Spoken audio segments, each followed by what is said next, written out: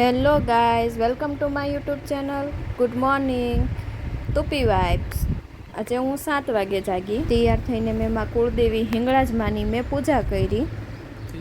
તો બધાને જય માતાજી. પૌવા બનાવું છું અને આજે એટલો કંટાળો આવે છે કે એમ થાય છે કે આજે બપોરે જમવાનું નહીં બનાવવું અને રસોડાને તાળું જ રાખવાનું છે એવા વિચાર કરું છું. ત્યાં જ અમારે પાડોશીમાંથી ગીતાબેન આવે છે અને કહે છે કે તમારે બધાને જમવાનું ત્યાં છે. એટલે મેં પૂછ્યું કેમ વળી, શું છે આજે? તે કે ચૈતર મહિનામાં પિતૃની ગોયણી જમાડી તો બહુ સારું અને પિતૃ રાજી થાય છે. મેં કીધું સારું, હાલો આજે તો પરબારું આપણું થઈ ગયું. ત્યાં તમારે પૌવા બની ગયા, પછી ચા બની ગઈ અને 2 કપમાં મેં ચા ગાળી લીધી અને પૌવાય તૈયાર હતા. એની જોડે જામફળ હતા. અમે ચારેય લોકોએ, મેં, મારા હસબન્ડે, મારી છોકરીએ અને મારા છોકરાએ, અમે ચારેય નાસ્તો કરી લીધો. 10 વાગી ગયા હતા અને હું ગીતાબેનને ત્યાં કામ કરાવવા જતી રહી. ગઈ ત્યાં તો ગીતાબેને પૂરીનો લોટ તૈયાર કરી રાખ્યો હતો, બટેકાનું શાક થતું હતું અને મેં કીધું લાવો તો આપણે બંને પૂરી કરી નાખી. તો મેં પૂરી વણી અને એને તેલ મૂકી દીધું. પછી અમે બંને પૂરી કરી નાખશું અને ઝાઝા હાથ રણિયામણા. પછી ત્યાં અમારે શાક થઈ ગયું અને પૂરી તળવા માંડ્યા અને પૂરી થાય અમે ગોયણીની વાટે હતા. ગોયણી પણ આવી ગઈ હતી. ત્યાં બાજુમાં ઓફિસ રૂમમાં રમેશભાઈ અને વિનોદ પણ બેઠા હતા ત્યાં. અને બહાર અમે ગોયણીને જમવા બેસાડી દીધી. બટેકાનું શાક, પૂરી, ખીર, ફ્રૂટ સલાડ, કાચું અને પાપડ, આ બધું જમવામાં હતું. બધી છોકરીઓ શાંતિથી જમી લીધું. પછી વિનોદને અને રમેશભાઈને બંનેને અમે જમવા બેસાડી દીધા અને હું પૂછતી હતી કેવું બન્યું છે, પણ કાંઈ આન્સર અમને આપ્યો નહોતો.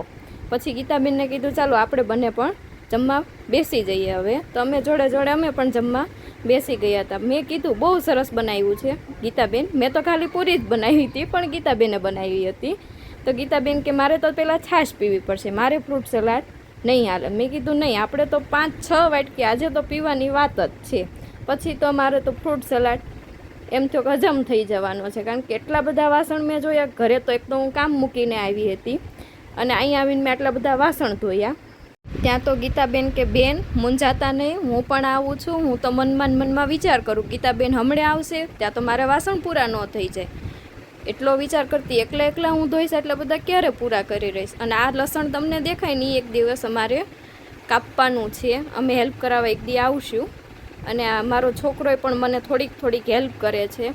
પછી મેં ઘરે આવીને થોડુંક ચણાને એવું ભરવાનું હતું, ચણા ભરી લીધા. કાલે મારા સસરા આવ્યા હતા તો મેં પછી કીધું ચાલો આજે થોડીક ફ્રી છું ને તો આવું બધું કામ કરી લઉં. એટલે મેં આજે થોડુંક બપોરના ટાઈમે આ કામ સંભાળ્યું હતું અને આજે મારા ઘરનું ટોટલી કામ બાકી હતું. એટલે હું વિચાર કરતી કે હવે હું શું કામ કરું. ત્યાં તો મને એકદમથી યાદ આવી ગયું કે આજે તો મારે ગાંઠિયા અને સેવનું પેકેટ તો મેં ખોલ્યું જ નથી. એ મેં કાલે મંગાવ્યું હતું અને એ મારા ફેવરેટ છે, કારણ કે અમારે ત્યાં વિછિયાના, જલારામના સેવ અને ગાંઠિયાનું શાક એકવાર કરીને તમે ખાઓ એટલે તમને દાઢે રહી જાય. અને સેવ ટમેટાનું શાક હોય અને એની જોડે પરોઠા હોય એટલે તમને મજા જ આવ્યા કરે. તમને એમ થાય કે ના છે જલારામ એટલે જલારામ જ. દહીંનું ખૂટી ગયું હતું તો મેં ઘઉં દળાવવા મોકલ્યા હતા, એ પણ દળાઈને આવી ગયા હતા. અને કોથળી પણ કહેતી હતી કે મને ખાલી કર અને ટીપ કે મને હવે ભરો, હું સાવ ખાલી છું. તો મેં ચાલો ને આજે એ તો કામ પતાવી જ દઉં. અને એ પણ યાદ આવી ગયું, મારા સસરા ચીકુ લઈને આવ્યા હતા, પપૈયા હતા અને કે વેફર આની કરી નાખજો મને કે. મેં કીધું ઓકે, કાલે જ આ વિડીયો હું અપલોડ કરી દઈશ. પછી મેં કપડાં મશીનમાં નાખી દીધા અને કપડાં ઘૂમ એમ ફરતા હતા.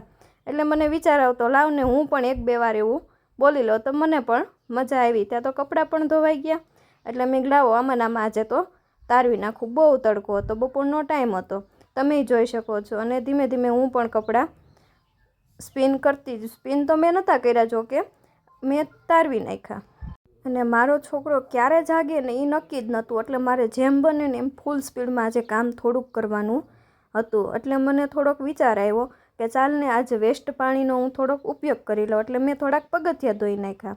એટલે આજ સાફ સફાઈ થોડુંક મેં કીધા આ પાણીથી કરી નાખી. પાણીનોય બચાવ થાય અને તડકો બહુ છે તો ઠંડુ વાતાવરણ પણ થઈ જાય એટલે થોડુંક ફળીમાં પણ પાણી જાય.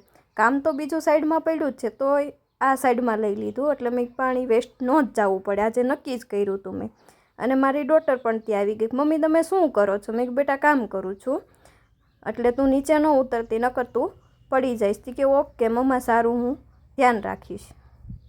વિનોદ કે ચીકુ ખાઈ લે પહેલાં અને પોરો ખાઈ લે, એટલે મેં કીધું સારું ચાલો તો હું પણ પહેલાં ચીકુ ખાઈ લો ને તમે બધાએ કેળાને એવું ખાઈ લીધું. તો આ લોકોએ કેળા ખાય છે, હું ચીકુ ખાઉં છું. અમે લોકોએ ચારેય થઈને પહેલાં નાસ્તો કરી લીધો અને પછી હું પાછી મારા કપડાં સૂકવવા જતી રહી. ત્યાં મારે હજી વાસણ પડ્યા હતા, મેં વાસણ કર્યા અને વિનોદ કે ચાલ આજે મારે પણ જોવું છે, તું કેવા વાસણ ધોવે છે. મેં કીધું કાંઈ વાંધો નહીં, તમે પણ આજે જોવો અને હું આજે બધાને બતાવીશ પણ કે કેવા ધોઉં છું એમ. પછી મેં કચરો લઈ લીધો. ત્યાં મારો છોકરો મને હેરાન કરે છે કે મમ્મી તું મને રાખ, કામ ના કર. પણ મારે કામ પણ જરૂરી હતું કારણ કે સવારનું મારે કામ પડ્યું હતું. એટલે પછી મેં ફટોફટ પોતું મારી દીધું.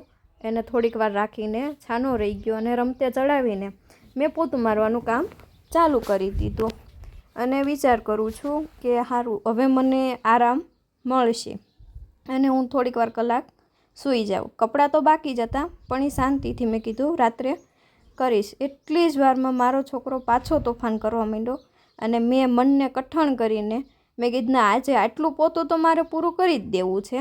એટલે મેં પોતું પૂરું કરી દીધું.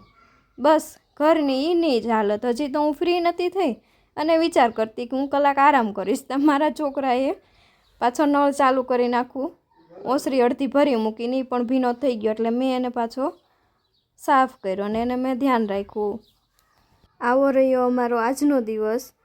તો તમને વિડીયો ગમે તો સબસ્ક્રાઈબ, કોમેન્ટ, લાઈક અને શેર જરૂર કરજો. બાય. હવે આપણે નવા વિડીયોમાં કાલે મળીશું.